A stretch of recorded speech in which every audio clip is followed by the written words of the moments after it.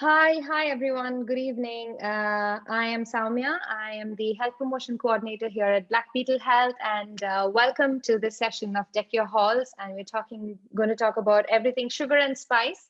And we have here with us Sarah Grant. Sarah, would you like to introduce yourself, please? Hello, everyone. I am Sarah Grant. I'm one of the Health Education and Resource Development Officers for Black Beetle Health. I typically focus on the chronic disease area. Thank Yeah. you for having me. Thank you. Thank you so much, Sarah, for joining us. So today we are just going to have a conversation about food, which is a very interesting topic for a lot of people. And 2020 has been such a weird year for all of us. We're at home, and we don't get to go out as much. And one would think that you don't get to go out as much, you don't get to go to restaurants, so you would not be eating junk food or things like that. But then it turned out to be completely the opposite. Um, from my point of view, I mean, personally, I started baking a lot, I started cooking a lot, and so and then I had to eat all of that up. So it was just like a lot of binge eating. It was a lot of stress eating. You're so close to the refrigerator, you're so close to the kitchen, and then you just end up eating everything. And then it somehow, like, at that point of time for me, it felt very comforting. But then later on, like a few days later, you see the effects of it, that come up, like all of the weight that you start putting on, the acne that you get, all of the indigestion that happens. You get so sluggish throughout the week. So Sarah, what would you suggest, in the sense that especially during now the festive season, it's Christmas, and people are like baking and cooking all sorts of things, and you have a lot of sweet around, a lot of sugar. How do you think this definitely cannot be avoided, but to sort of like bring that in control? Right. Yeah. So, first of all, I just have to say that I identify. Even people who are in health promotion and who are health educators struggle with this too. So I myself, Yeah. and interestingly that you mentioned the acne piece, because I don't usually have issues with weight as a result of eating certain things. Just that's just my genes. But my issue comes from how it shows up in other ways. Yeah. So definitely, some people may feel, people may comment, "Oh, you're so slim. You don't have to worry about what you eat. You can Mm. eat anything." But it shows up in different ways. Even how, like you said, we can be more sluggish and things like that. So this is Yeah. definitely something that applies to everyone. Another thing that kind of a myth that people might think is, well, I don't have this condition or that condition. Like, for example, I typically in my day job, I typically educate people with diabetes or who are trying to prevent diabetes. Mm. But of course, just because you don't have diabetes doesn't mean that that you are also kind of you also have a free reign. So Mm. these things apply to everyone across the board, as we just want to be our best selves, look our best, feel our best, and things like that. So also, as a health educator, it's also tempting for us sometimes to say, avoid all of this, or cut down on certain things, Yeah. try to swap out certain things, which is kind of what I have done that for some of my interventions at different times, to say, okay, kind of try to find a healthy swap, things like that. Mm. But I think in this 2020 year, where we're all just trying to be have a little more grace for everyone, and think, Mm. Christmas is a day when maybe we don't want to look at the scale, we don't want to count the calories or look at the Yeah. sugar intake. But the key is, can you recover from that day? Can you bounce back? Or if you indulge on Christmas Day, is it going to set you down a path of, okay, Christmas, the day after Christmas, okay, you had leftovers, then 2 days after Christmas, you didn't want to waste the food. And then New Year's Eve came when you went to that party, and then it turns into a trend. So the Yeah. key is, if you can know yourself and say, Mm. okay, I'm going to postpone my normal eating plan, my normal, more strict plan for this Mm. day. And then after that, I know that I can pick that back up and resume that afterwards, then maybe that's okay for you. But just in case, it's more of a challenge if you were to indulge and then you kind of are more likely to get off track, then the biggest thing I would suggest is look for healthy ways to make some of those swaps in what you Mm, already like to eat, mm, so that it can just be a healthier version. So mm. someone in the comments just mentioned that they love cake. They don't eat cake all the time, but they do during that time. Well, Yeah. I've had people say to me that in order to keep their blood sugar under control, if they're cooking with a particular recipe, they might use only half the amount of sugar that the recipe calls for that particular cake. Mm, Or, you could substitute the actual sugar with applesauce, unsweetened mm. applesauce or banana. You can look for recipes that have alternate ingredients that still give you the sweetness, but are a more Yeah. natural option. Yeah, yeah, but I've heard this thing a lot, like especially during the pandemic, and when people at home, where they sort of try to experiment with the different things, and I have done that a lot as well, to try and swap, but you just know that it isn't the thing that's there, and then Yeah. yeah, so it becomes sort of a little, for me it was a little difficult to sort of like let go of that and have a swap, a healthier option.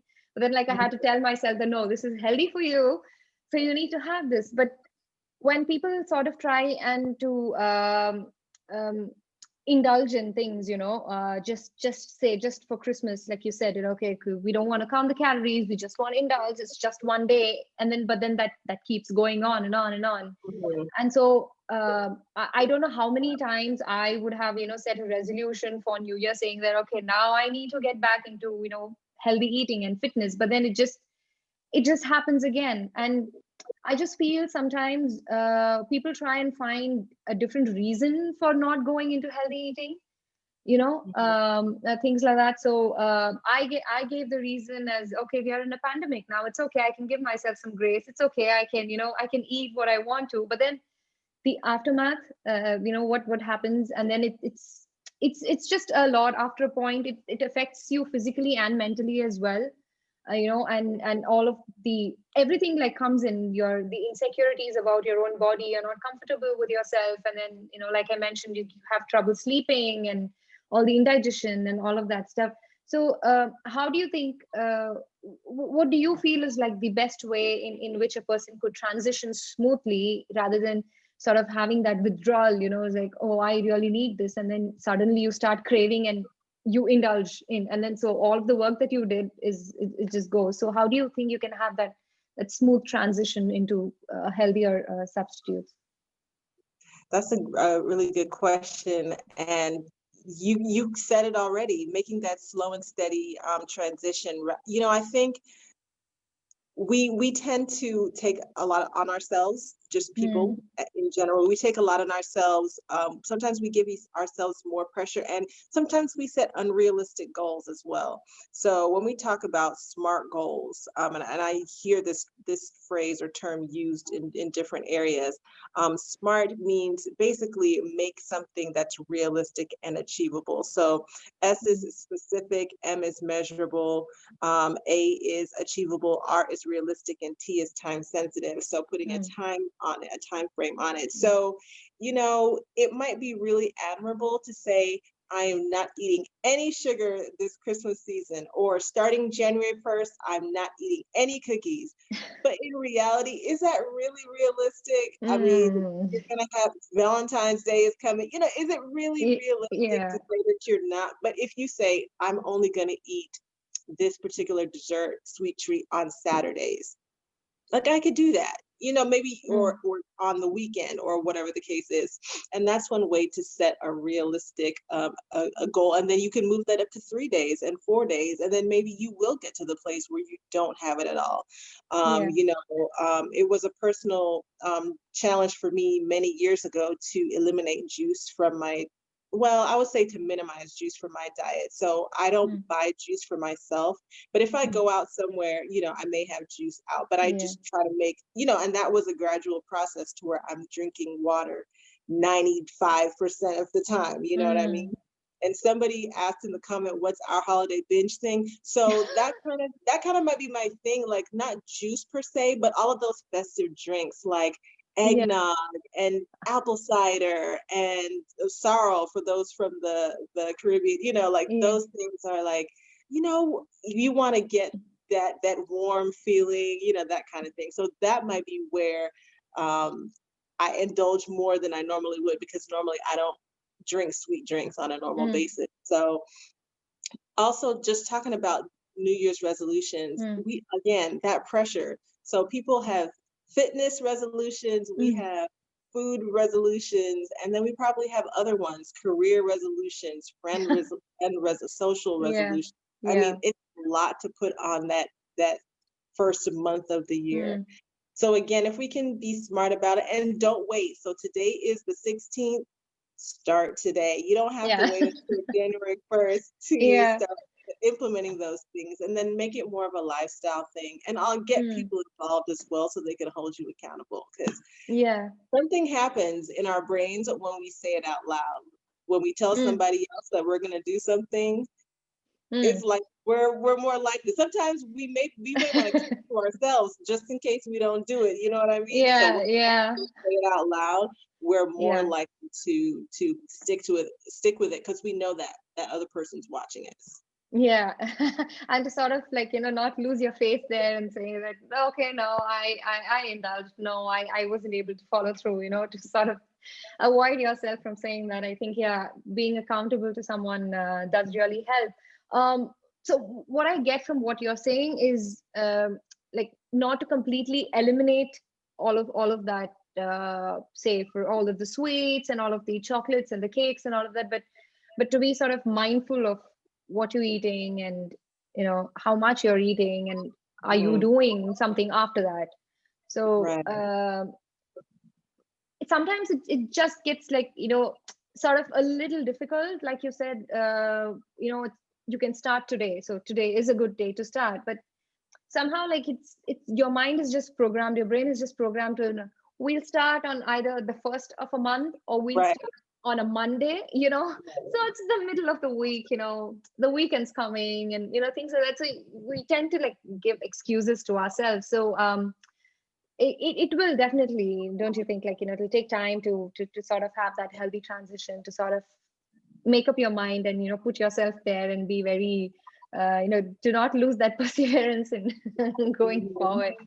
And it could even start with the next grocery shopping trip, because obviously if you have certain things in your pantry or your fridge already, you don't want to just throw them in the trash, and some people might do that, but I would say start with the next grocery shopping trip, because that's where those things come from, that come into your home. So if you can stop it from even coming in, then I think that's helpful. That's to kind of make that plan ahead of time. Oh, we have a question here, and they're asking, can I get diabetes from binge eating lots of cake this holiday? Can you get diabetes? Yeah. We would never say that just eating sweets is the reason why somebody gets diabetes. So without going into that, there's different types of diabetes, but we talk about the one that is more so associated with lifestyle factors. It's a compilation of your family history, your age. Also, males are more likely to develop diabetes. It can also be due to lifestyle factors like your sedentary lifestyle, being overweight, things like that. So it's a compilation of things. So definitely, you can put you can overload your system because of eating too much sweets and other things that are not as healthy for you. But no, I wouldn't say if you ate cake every day for 2 weeks, you're gonna get diabetes. No, it doesn't work that way. So when you have like sugar substitutes, like they've also asked, like agave syrup, so could that be threatening? Like if you have diabetes, so that is like a substitute to sugar, right? So will that be threatening? So agave is a good natural substitute.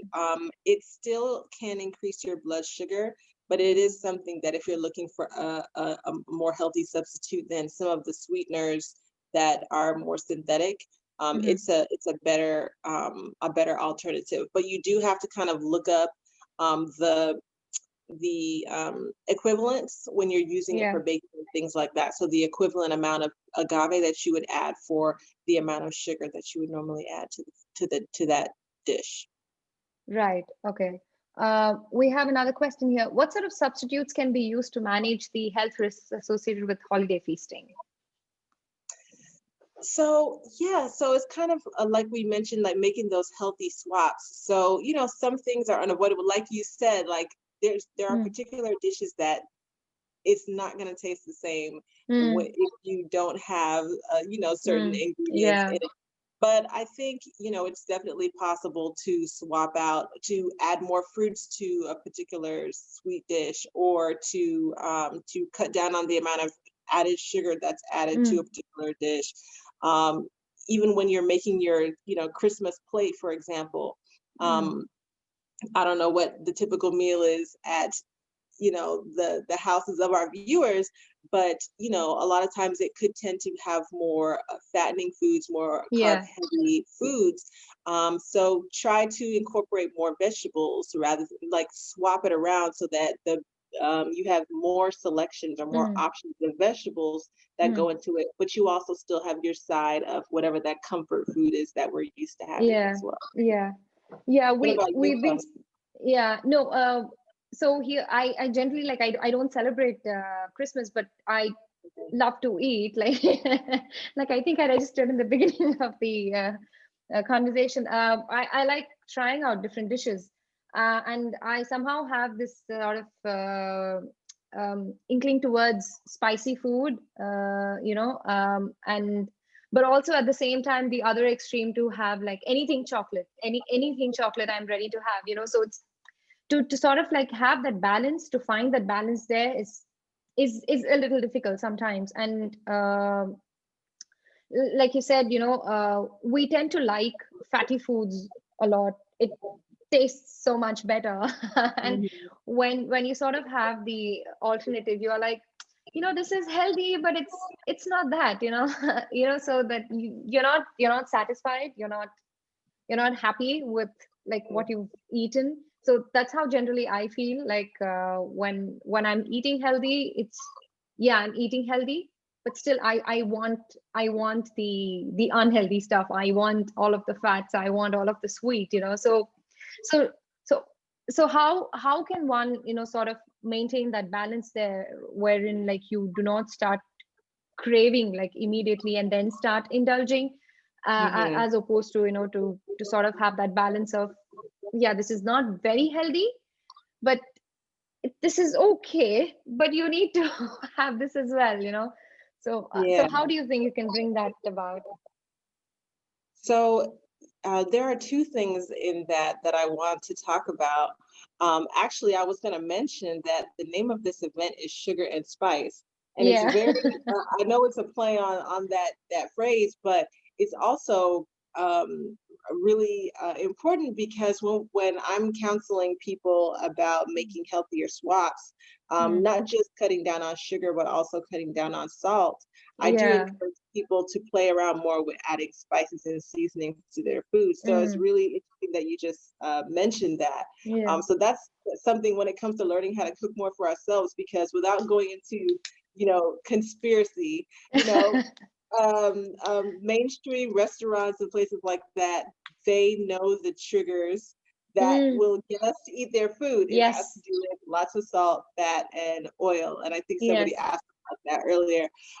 That those are that magic three combination of things that keep us coming. So learning how to substitute, yeah, somebody just said using black pepper as a spice instead of Mm. salt. So of course, you have to be mindful of that, because some people may have, GI issues that limit the amount of pepper they can put in their Yeah. food. Generally, black pepper is pretty safe as far as that goes. But yes, adding more seasonings, playing around, looking at recipes, make it Mm. fun, make it something that you're experimenting with, and saying, okay, well, I don't have to rely on adding salt or adding extra oil or something to make the food taste good, because I can make it flavorful in other ways. The other thing that that you mentioned, having to do with like the cravings and the mindset, is, you know, something that I've been getting more interested in as I have you know, been observing other people talking about mindful eating, is how do we want to feel afterwards about ourselves, and how do we kind of set that mental long-term goal for ourselves, and saying, okay, Christmas dinner or whatever holiday dinner was great, but afterwards I felt like a, a rock was in my stomach, or the next day or two, my brain was all foggy when I went back to work, or, you know, things like that. Or, you know, I no longer can wear my favorite whatever outfit because I have a few extra pounds, you know, things like that. Like when we start thinking, okay, this food was good in the moment, but in the long term, is it really putting me where I want to be as far as how I feel about myself and all of that? So I think that kind of helps us. We may not even realize it. And especially people who, for example, have a dairy intolerance or something like that. Like we may eat things that we may not even realize, wow, the next day, like you said, my digestion was off. I was in the bathroom, I was messed up. You know, people use these things, but it's like, do we really stop and like think, like, what happened? What contributed to that? So that's something for all of us, like myself included. Like there's certain things that I know if I eat it, this is gonna happen. And I just have to say, okay, how badly do I really want it? Sometimes I'm like, I'm gonna eat it and drink a lot of water afterwards. But but you know, on a consistent basis, we want to be more thoughtful about that. And I think that'll help us to feel better, because we may have the craving initially, and even drinking water is one way to curb appetite, speaking of that. But we may feel that way initially, but I think when we look to that long term, people always talk about having that summer body. By summer, I want to look like this, or I don't want to go to bed and have to take Pepto-Bismol or whatever it is every night because my stomach doesn't feel good, you know, things like that.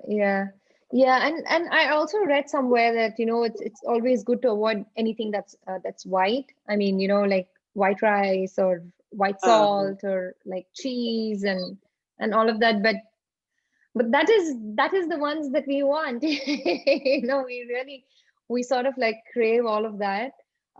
So what's your idea on that? Like, do you think it's always necessary to sort of like avoid all of the white stuff?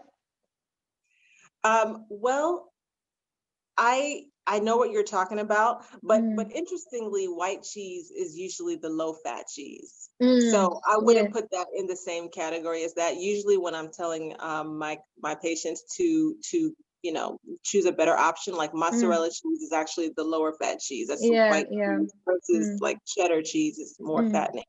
So, but yes, the white potatoes, the white rice, the white pasta, if we can make a swap, you know, at least the majority of the time, try brown rice, try whole grain pasta, things like that. Yes, we have to get used to that texture, but you know, it does take time. But yeah, I agree. It does take time, but it's worth it in the end. Yeah, definitely.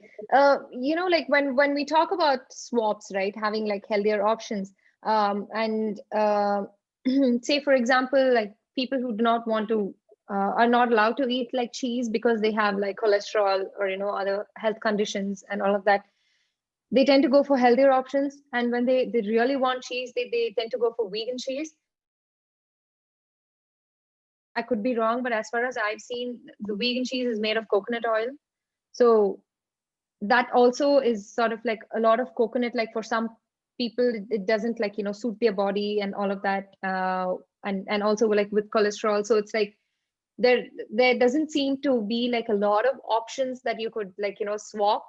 It's sort of just very limited. Even the healthy options, like, you know, certain people have allergies and all of that, but they're really used to what they always eat, you know. But that also could not be very healthy. So how do you think, like, we could balance that? Because I also, like, recently I read an article saying that people should try and avoid whole milk as much as possible and have skimmed milk or semi-skimmed milk. I mean, Mhm. so I was thinking, it's like, okay, now we need to avoid everything. So all my favorite things you're asking us to avoid. So it's just, to sort of like find that balance. What's your opinion on that? Yeah, and this is something that I am literally shifting in my own mentality as the Mm, years go on and as I interact with people and try to meet them where they are. I try not to tell people to restrict all of these things because, mm, again, as I said before, it's probably not realistic. Maybe if we lived in a bubble where yeah. we were by ourselves and we didn't watch TV and see any commercials, and you know what I'm saying? Like if we were Yeah. in a bubble, like maybe we could do it, but we live with Mm, other people or we interact with other people and other people have different eating preferences. There's things that are going to tempt us, mm. so I just tell people to choose one thing, perfect that, and then move on to the next thing. So Yeah. if you're trying to go from whole milk to skim milk or regular cow's milk to almond milk or something Yeah. else, do that for a month and then say, okay, well, let me tackle sugar this month, or let me Mm, tackle using less salt in whatever food or less red meat. People are doing meatless Mondays now. Let me yeah. do that for a while and then move Mm, on to the next thing. And then yeah. just try to think of it more about what am I adding to my life? What am I experimenting with Mm, rather mm, than what am I taking away? mm. It does require work sometimes, but I think it's an investment that we make in our health for the future. Yeah. Because having to, for example, I've played around with making my own vegan cheese for Mm. macaroni and cheese or other things like that. And they're like, okay, you gotta grind up the cashews and then you gotta Yeah. boil the butternut squash to make the cheese. And it tastes good in the end, but it's like, but I could just buy the cheese at the store and then Yeah, correct. pour it in, you know what I mean? So I get it. It does take more work sometimes and more planning, but I think it's worth it in the end, in the long term. So Yeah, no, and I also think that, people, like, think about, like, okay, it's going to take me so much work and so much yeah, energy into doing this, and I really don't want to do it now, things like that. So it's sort of, it that puts you off in a way, in making healthier choices. But I think, again, that's just the laziness that comes out yeah. sometimes. It's what Yeah. we're used to, and of course, when we fit that into our normal lifestyle, okay, well, 2020 was not normal because I think the majority of people worked from home at some. Well, okay, I take that back. That would be an assumption that everybody's work allows them to work from home, Yeah, but yeah, more people than normal worked from home this year yeah. and may have had the opportunity, excuse me, to cook more at home. But I think normally in our usual routines, we're trying to do things that are quick because we have to get on to the next thing. We're busy. We Mm, have a lot going on. So it may, when we say it's a lifestyle change, it really is, because mm, whereas food prep might have been, the fourth thing on your list of things to yeah, do, maybe in this shift of mindset, mm, food prep is going to have to go up to number two, you know, yeah, in everything that we have to do, moving at a little slower pace, mm, or removing some other things from our schedule that, yeah, created a little bit too much busyness in our routine. yeah, So we don't have as much time to put into making, good meals. So mhm, yeah, yeah, it's a it's a lifestyle thing. yeah. Oh, we have a question here. What are your thoughts around juice cleanses after the holidays? I plan to do a 3-day juice cleanse to recover from the holiday food binge. Hmm. Yeah. What are your thoughts on that? I should ask you first. I feel like you you're welcome to to jump Oh, well, I have tried the juice cleanse, and I think that was one of the worst days of my life. I mean, just the day one, it was the worst day of my life. And I was like, oh my God. I was just telling my husband, next time I say I want to do a juice cleanse, please remind me of this day. because I remember it felt as though like I went into like severe withdrawal because I didn't have like solid food. And then I Mm-hmm. had this really bad headache, and I started vomiting, and it was just so bad. Like I expected to feel sort of energetic after, all of those fancy juices. I got myself a juice maker and all of that. And I thought it would be, different and it's so fancy and all of that. But yeah, it was, I mean, for me, it was not a great experience. And I really wouldn't do it again. But like you said, you sort of binge eat the holiday season, you eat everything without being mindful, and then suddenly you put your body into that, Yeah. it just doesn't, your body doesn't understand, okay, what just happened to me? One day you give Yeah. me a lot of food and the other day you just don't, so I think for me it felt that way. I maybe could have, slowly eased into it, maybe one juice a day, and then slowly increase that, and then do a 3-day cleanse maybe. But Mhm. I really don't think I would do that again. So I've Yeah. never done a juice cleanse, Mhm. but I have fasted, periodically, maybe for 12 hours or something like that. Some people may not consider that a fast, maybe 24 hours or something like Yeah. that. But I really haven't. But so I would say from a benefit to your body, from a Mm, detoxing point of view, yes, mm, I'm sure juice mm. cleanses are good for detoxing, Yeah. giving your body time to rest. You're not working your digestive system as hard, trying to break down all of these complex Mm. fatty foods and things like that. So I'm sure it's beneficial from a digestive point Yeah. of view, just Mm. detoxing. But as far as a person's capacity to do it, that might be a Mm. different story. Yeah. So yeah, maybe even a 1 day detox, or and then like you said, trying it out for 2 days or three Mm. days over time, that might be helpful. But from a biological point of view, yes, I'm sure that it Yeah. is a helpful thing to do. Yeah. Yeah, yeah. I also read somewhere that like people should consider food as medicine, and Mhm. when you consume it, you are not supposed to be feeling very sluggish, or you're not supposed to feel bloated after eating, because then that doesn't serve the purpose. You're supposed to be feeling energetic after eating food, or Mhm. else you're not eating it right, or you're not eating the right stuff. So do you think, I mean, that is interlinked? Because there are a lot of times where, like, even though I eat like really healthy food, I have like salads and soups and all of that stuff, after a point I do start to feel very tired, and very sleepy, especially the afternoon time and all of that. So do you think there's an interlink there, There in is, that? but I wouldn't want to just put it on food. You definitely would have to, look at everything that's going on in your lifestyle, not Mm, you, but people, because yeah, of course, no matter how well I eat, I know that my sleep pattern is not good. yeah. Yeah. I usually get on average about 6 hours of sleep a night. Mhm. Oh, That's not good. not good. Yeah. That's not good. Yeah. I know. It's not good. So I could eat a whole grain cereal, fruits, vegetables all day long, vegetarian meat, whatever the case is. But if I only get 6 hours of sleep, I'm just gonna be Yeah. tired. And that's just Yeah. that.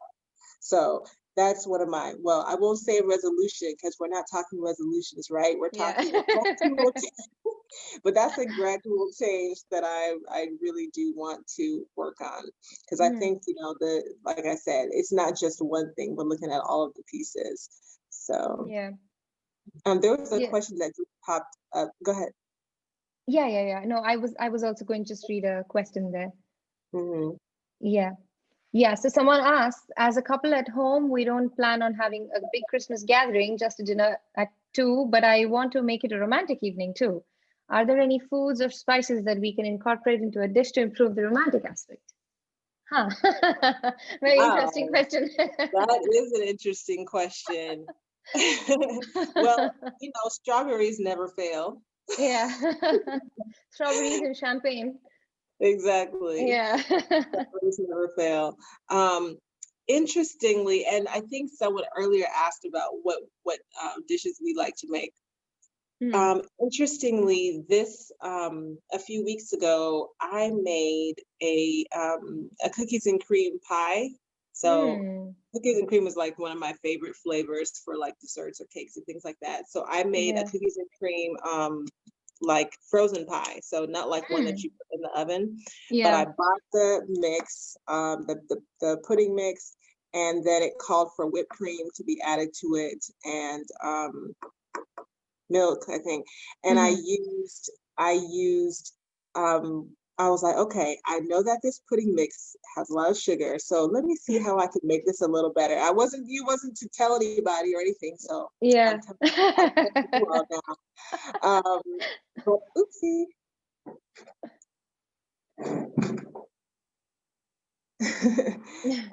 I'm in a room with a sensor light. All right. I used the regular pudding mix, and Mm-hmm. then um I looked for the whipped cream. I'm sorry, and, or Cool Whip, whipping Yeah. cream, Yeah. whatever Mm-hmm. whatever you Mm-hmm. are familiar with calling it. Yeah. The regular whipped cream, of course, that has a lot of fat, sugar, whatever. But I Yeah. looked at the light whipped cream, and it Right. didn't have any sugar and no Oh. fat. It was like some sort of substitute. So I was like, oh, awesome! So I'm not adding any sugar. And then I had almond milk at home, and almond milk doesn't, to me, it doesn't really have a taste. Mm. Mm-hmm. So like to add it to, I know some people, if they add like soy milk or something to their dishes, Yes. they feel like it has a Yeah. taste. Yeah. But I used almond milk. So the point of the story Mm. is that I made a cake that I made a couple swaps to it rather than using Mm. cow's milk, and I used the low sugar, low fat whipped cream, and it still Mm. tasted really good. And I felt a little better about that. So, that's one thing that, like we may not even realize that, Yeah. it tastes fine after all, so I would put that out there as for that person who's looking for that romantic, sweet. You can look for um recipes or things like that where you can still make Yeah. some of the swaps, and you can, even a pound cake and add some strawberries and some Mm. low fat whipped cream to it, Yeah. or something like that. Yeah. Yeah. No, definitely. That sounds really interesting. What are you looking forward to making this Christmas? Like, are you going to try any new recipes, or is there like a family favorite that you're going to have? I'm not sure if I'm trying anything new yet. But something that I keep coming back to is ambrosia, which is another no bake. Mm. You can tell I'm not a baker. I like to cook, bake not so much. But there's another dish. It's like Jello, and I Mm-hmm. also use gelatin-free Jello. Mm. Jello, um, whipped cream again, um, Mm. canned mandarin oranges, canned pineapple chunks, and Mm. of course you set the Jello, and set it for however long in the fridge, 2 hours or something like Yeah. that.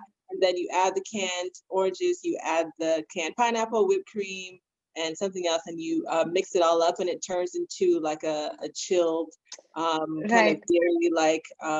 dairy like dish. Mm. It's so good, and it has fruits in it. Oh, Oh, coconut shredded. my So mouth's already watering. It's really tempting. So see, even with that, Yeah. I have swaps in there to make it more, Yeah. suited to what I want. But that's something that I make like over and over, like for the holidays. Yeah, So yeah, yeah. what That's about you? nice. Yeah, no, I'm looking forward to making my first chicken roast. So I really hope it comes out well. But I think during this whole quarantine, during this whole year, I think I've sort of found my knack in baking.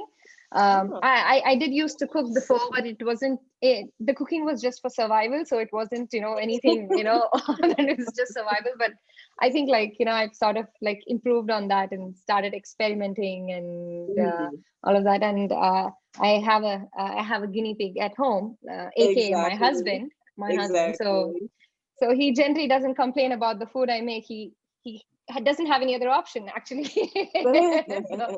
So he can't complain. But yeah, I've sort of like tried my hand at baking different things, pies and even cakes, like try to make it more fancy looking, with all the mirror glaze and all of that. And so, Oh. yeah, so it's nice experimenting, but then, so in between, like, I think during June or July or something, it just sort of like, the thought just came and is like, okay, I'm eating a lot. Like, I'm actually eating a lot and I don't feel good about it. Mhm. So like you said, trying to find out the swap there, like, maybe using less sugar than what is called for in the recipe, and making those really small mindful changes that doesn't completely alter the whole taste of the recipe, but Yeah. to sort of like, have a kind of balance between the two. And the small changes that I have made personally after maybe I think July or August and all, is to, I've swapped white salt with pink Himalayan salt, you know with that. And also, like, I've stopped frying, and I've like, I'd rather bake, or maybe roast, or just boil vegetables, and all of that. So small things like that, I've sort of like try to reduce that. But yeah, it did take time, to Yes. make that shift. But yeah, ultimately, I think we will get there. And when we go to the store to buy, like, maybe say chips, or things like that, we tend to like look at the percentage there of saturates and of Mhm. fat, and to see if it's in the green zone, and like, oh, okay, Oh. fine, we can get this chips. So small things like that, I get so happy when I see chips and all of that stuff that have like really low amounts of saturates and all of that. Mhm. so yeah, so that's really nice. Oh, Those were the small changes. Yeah. I have a question for you. I know that Yeah. you have a background in dentistry, and Yes. so I want to know from you, what would be an incentive that you would recommend to people, who may be struggling with making some of those changes? What's the benefit as far as our oral health? Yeah.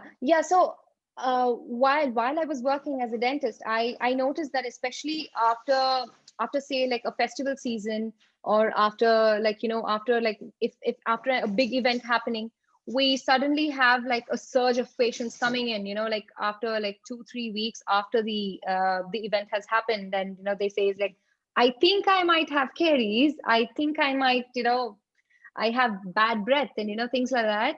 So uh, so what we used to tell the patients were, to definitely gargle your mouth, to definitely brush twice a day, to definitely floss. But in spite of all of that, people tend to, uh, like you said, making that healthier shift. So we tend to like tell people not to have these, um, I can't remember what you call it, but the toffees that are really sticky, Oh to your yeah, teeth and all of that. Like, yeah. we tend to like ask them not to do all of that, and especially for children, to The not gummies, yes, yes, the the gummies, and vitamin gummies, yeah. yes, correct, yeah, because that tends to stick onto your teeth, and even after you brush, you just don't know, there are just these really small particles that are still there on your teeth, that could like lead to caries. And also, Mhm.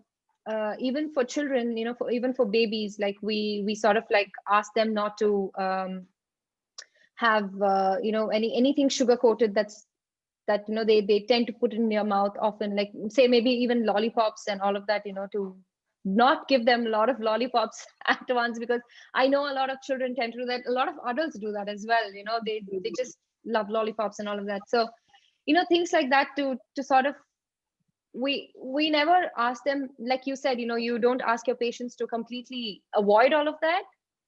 We just ask them to be, please be mindful of what you're eating. You can't just go and like every day eat like a full bar of chocolate every single day, Mhm. so not to do that as well. So I would tell, from a dentist point of view, I would say, you can definitely have chocolates, you can definitely have candies and all of that, but uh, try and make the right choices, and also be sort of mindful of eating, and not just like everything in your mouth, all Mhm. of that. And to definitely, I mean, personally, I would tell people to avoid all of those sticky toffees and all of those gummy bears and all of that.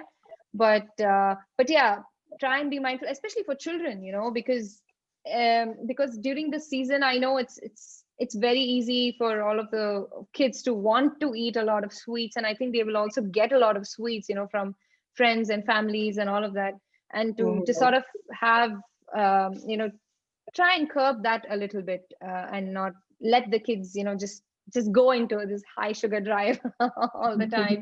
Yeah. Yeah, so that I know it is difficult to sort of not have chocolates that's right there on the table, but yeah, a little bit of self control there, it could help you in the long run, because everybody wants a beautiful smile, everybody Yes. wants all of that. Again, we're looking to the long term. So Yeah, yeah, true. So yeah, true. And having to fix dental issues is yeah, expensive. yeah, it's really really expensive, and especially now during the holiday season, you people are not there as much, not available as much, and so when you like have a dental emergency like that, it's difficult. There was a patient that came, who was I can't remember how old he was, but he was eating a lot, and he apparently he broke one of his tooth on over the chicken bone. So Oh, and he wasn't able to get to a dentist on time, because it was the holidays and all of that. So it gets very difficult. I mean, just for that small moment of pleasure, you you sort of have to sacrifice a lot. I mhm. don't think it's worth it there. Yeah, Yeah, that's so true. Thank yeah. you for that. I think if I had a kind of a take home message, I would say again, look at it in the positive, look at it in Mm, the long term, what you are seeking to add to your life as a yeah. result, and how much better you might feel by Mm, avoiding some of those things that you know are kind of triggers for you, whether it's mm, weight gain, whether it's not feeling well as far as your yeah, digestion, yeah, things like that. I would also add, make it a family activity, or if you live alone, have that person who's your accountability buddy. Now yeah, in this year that we're in, I've been seeing commercials for people for companies saying, you know, turn on your whatever video platform you have, your yeah, FaceTime, whatever it is, and cook along with family members. Open your gifts along with yeah, with loved ones, so that you still have you still have that interaction. I would say make yeah, it a family event. They're more likely to eat it, hopefully, if you're yeah, cooking along with them, you involve them in the process, yeah, and tell them, make it fun, make it colorful, make it creative. Even if it's more healthy, it can yeah. still be fun and creative Yes. and festive, just the Yes, same. definitely. Yeah, and also as healthcare professionals, it's like we know what to do. We know what the real thing is, what the real deal is, but sometimes it's also difficult for us to, sort of stick to that Mhm. regime and to sort of Yes. follow it. Yeah, but as a healthcare professional, I would definitely urge people to be very mindful of what they eat, and how much they eat, but also at the same time to not restrict themselves completely, from sweets or from carbs and all of that, because it and then later on you tend to binge eat a lot. So to sort of like stop that indulgence from happening, to be very mindful of what you're eating, and to sort of like have a balance of everything, would definitely be my my tips to our viewers today. uh Yes. yeah, so thank you so much, Sarah, for joining me today. I Yes. think Thank you. it was This was very good. interesting, It very was. interesting conversation. Yeah. Yeah, yeah, and I really hope that our viewers will benefit from the conversations that we had, because I think even you spoke from a personal experience, I spoke from personal experience too, and I think um, not waiting for the new year, but starting today. Well, maybe tomorrow, but yeah. Starting tomorrow, like making healthier choices and making healthier swaps, and yeah, and hopefully we enter the new year with feeling better about ourselves, feeling better Yes. about our bodies, feeling better about our physical health, our mental health, and all of that. So I really look forward to 2021, and yeah, for a healthier future and a Me as healthier us. well. Me as Yeah. well. Yeah. So can you tell the people what they have to look forward to the rest of the week?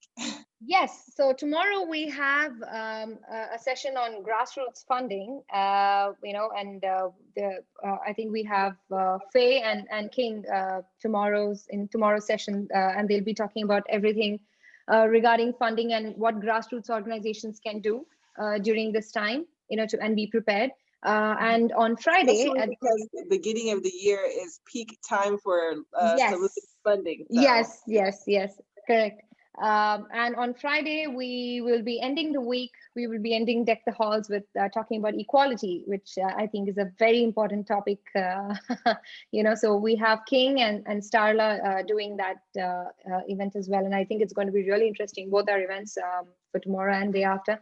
So I would request all of our viewers today to please sign in for those two events tomorrow. And thank you once again, Sarah. It was a really interesting conversation. I wish we could speak more, but unfortunately, we are running out of time. yes, we'll have to check Yeah. in and say, okay, Yes. how well do we stick to things in a couple months? So Yeah, definitely. I think we should have that. Yeah, all right. yeah. Have a good Thank you. evening. Thank you so much, Sarah. You have a Thank good evening as you. well. Thank you, Yeah, everyone. yeah. Bye-bye.